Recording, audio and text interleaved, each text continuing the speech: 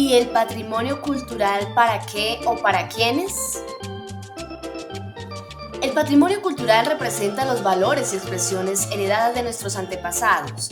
En él hallamos todo lo material e inmaterial que nos caracteriza como nación frente a otras culturas. Cuando hablamos de patrimonio cultural, comprendemos que esto encierra nuestras tradiciones, nuestra lengua, nuestra expresión folclórica, la gastronomía, los saberes medicinales, ancestrales y todo lo que representa arquitectónicamente nuestra historia. El patrimonio cultural se clasifica en dos: patrimonio cultural y patrimonio natural. Hoy estaremos abordando el tema del patrimonio cultural. El patrimonio cultural a su vez presenta subdivisiones: tangible e intangible. Dentro del patrimonio tangible encontramos lo mueble y lo inmueble. Cuando hablamos de lo mueble, representa las obras de arte, las artesanías, los documentos, las fotografías y las películas. Estos son importantes para conservar la memoria y conformar la identidad de los colombianos. Y al hablar del inmueble, hablamos de los sitios históricos, arqueológicos, la arquitectura y los monumentos artísticos, elementos que no pueden trasladarse de un lugar a otro con tanta facilidad. Cuando hablamos de lo intangible nos referimos a la religión, el lenguaje, las costumbres, las leyendas, la gastronomía y la música. Se pretende evidenciar cómo a partir de los estudios culturales en Colombia se comprende la significación que tiene para la sociedad, específicamente para la juventud, el patrimonio tangible y por qué éste se ha convertido en objeto de vandalización cada vez que se presentan alteraciones de orden público en las diferentes capitales de nuestro país. Sí, como mencionamos al principio de este documental, queremos saber para qué y para quiénes son estos elementos del patrimonio cultural. De acuerdo a los informes que presentan las Secretarías Distritales de Cultura de las diferentes ciudades, se logra evidenciar que los monumentos y las construcciones arquitectónicas representativas del patrimonio cultural más vandalizadas son las de las ciudades principales, revelando así que en capitales como en Bogotá y Cali es donde se registran mayores afectaciones en ese sentido, mientras que las que menos daños presentan son las de los departamentos de Antioquia y Boyacá. Pero ¿por qué cada vez se presentan alteraciones de orden público en el país? Algunos de los grupos protestantes la emprenden contra estos bienes del patrimonio cultural tangible. A nivel nacional, para reivindicar la memoria histórica del pueblo Misak en el Valle de Puén, para reivindicar la memoria histórica del cacique Petecuy, que fue asesinado por la corona española por el genocida de Sebastián de Belalcázar, que lo acabamos de tumbar acá en Cali. Para los caleños, Sebastián de Belalcázar es el fundador, para otros un mirador bonito donde se toman fotos. Para ustedes los indígenas, ¿quién es Sebastián de Belalcázar? ¿Qué representa para ustedes? Y háblenme del juicio que le hicieron en el Cauca hace poco. Bueno, el juicio que se desarrolló el 16 de septiembre del año pasado es un juicio histórico contra Sebastián de Belalcázar por crímenes como genocidio, que es un delito internacional, crímenes como despojo y acaparamiento de tierras, crímenes como violación masiva a mujeres, cuando atravesó él desde Quito, Cauca, Valle del Cauca y Cartagena. Por todos estos lugares, con su ejército, pasó violando personas. Por 80 años no traían mujeres acá a este territorio y por 80 años violaron. El mestizaje que hoy existe en estos departamentos es a raíz de esa violencia, y la forma de hacer esa paz interior, esa transición hacia la paz, es colocando símbolos que representen realmente la realidad de los pueblos indígenas, de los campesinos, de los sectores populares. Y yo creo que eso no representaba a todos los caleños, representa a un puñado de personas que han tenido el poder acá en este municipio y en este departamento del Valle. Pues sabemos que todos los caleños también lo querían tumbar, lo intentaron, pero el día de hoy lo hemos tumbado.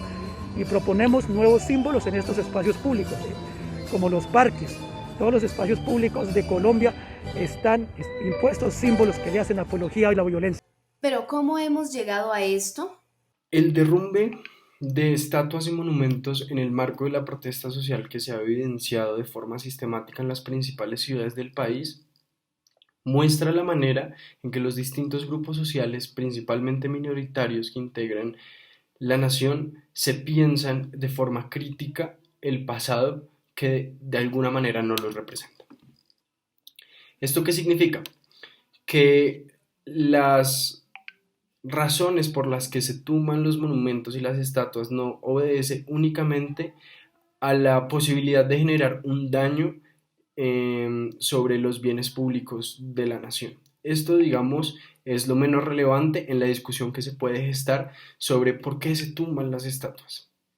Cuando uno se queda con la visión de la vandalización, que es la palabra que más se ha usado a través de los medios de comunicación y la opinión pública, parece generar una duda enorme sobre por qué se está borrando a través de actos vandálicos el pasado de toda una nación. Como es el caso, por ejemplo, del derrumbe de la estatua de Antonio Nariño en la ciudad de Pasto, que resulta particular por sobre otras estatuas que igual han sido tumbadas por indígenas, como por ejemplo los Misaque en la ciudad de Popayán, tumbando la estatua de Sebastián de Belalcázar. Y parece problemático en qué medida, porque Antonio Nariño tiene una visión positiva en el general, digamos, en el público general colombiano. ¿Por qué? Porque es fundador de la República de alguna manera y adicionalmente es traductor de los derechos humanos. Es decir, podríamos pensar que no hay una afectación a otros grupos que integran la nación. Sin embargo, esto evidentemente se aleja de la realidad contextual y política. ¿Por qué? Porque si actualmente vivimos un panorama de confrontación de los distintos actores que integran la nación colombiana, hace 200 años, en el momento del proceso de independencia por parte de las élites criollas, esto no distaba mucho en cuanto a la diversidad de voces y actores inmersos en un conflicto. Este es el caso de los grupos indígenas en la ciudad de Pasto, en donde se oponían fervientemente a los procesos de independización y no lo hacían por llevar, si se quiere, la contraria a la independencia de ciertos grupos españoles y de la corona española únicamente. Lo hacían porque la ley colonial les permitía salvaguardar ciertas figuras que eran bastante relevantes en protección de sus propias comunidades, de sus costumbres y de sus territorios. En este sentido, debemos recordar y hacer historia de forma crítica, y esta, digamos, es una invitación positiva a hacerlo, que el proceso de independencia, uno, no fue homogéneo, y dos, en ciertas partes de lo que hoy consideramos la República de Colombia, este proceso fue violento y fue traumático para ciertos grupos. A través de los estudios culturales se puede comprender que la sociedad ha empezado a desnaturalizar lo que parece evidente. Las sociedades han empezado a tener una actitud más autocrítica de lo que siempre han develado las relaciones de poder entre el pueblo y su Estado. Esto ha puesto en evidencia que las diversas formas de poder no siempre han tenido el éxito rotundo. Con estos hechos se puede asimilar que la sociedad está transformando los ideales, las significaciones y los procesos históricos que las anteceden.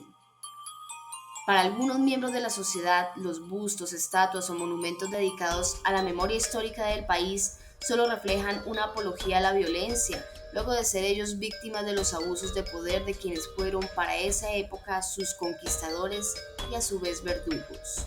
Aunque este fenómeno no es nuevo en las distintas culturas mundiales, en Colombia, integrantes de movimientos étnicos indígenas, afros y de juventudes revolucionarias han optado con más fuerza por demostrar su descontento social a través de la vandalización del patrimonio cultural tangible e intangible, que según ellos no los representa ni los identifica ni cultural ni históricamente con la realidad de sus raíces. Y aún así, teniendo como precedente que existe una legislación en favor de la protección de este tipo de bienes, para los grupos sociales que vandalizan los bienes culturales públicos de la sociedad colombiana, esta no parece tener la más mínima relevancia, así como tampoco el hecho de saber que al cometerlos, el dinero de las respectivas restauraciones saldrá del recaudo de impuestos de toda la ciudadanía. En el presupuesto general de la Nación, asignado para el año 2021, se habla de una cifra cercana a los 146.000 millones de pesos en recursos de inversión para el mantenimiento de estas obras, en donde distintas entidades son las encargadas de su mantenimiento. entidades como el ICANN, el Instituto Colombiano de Antropología e Historia, que reciben cerca de 24.000 millones de destinación directa por protección al patrimonio. Sin embargo, y esto es muy relevante, a pesar de que a través de los medios de comunicación se genera este discurso de estar borrando el pasado y de estar de alguna manera deteriorando la historia y deformando la historia de la vida colonial y republicana, no se evidencia de forma práctica la capacidad que tienen estas instituciones para mantener constantemente en buen estado los monumentos que forman parte del discurso nacional. Vuelvo y repito, la visión de hijos de la República que hemos adoptado. Finalmente, los estudios culturales siempre tratan de producir conocimientos útiles y efectivos para ser puestos al servicio de las diferentes luchas políticas y los respectivos cambios histórico-culturales que para este caso han empezado a develar estas prácticas reales basadas en la contextualización de una confrontación entre el pasado y el presente.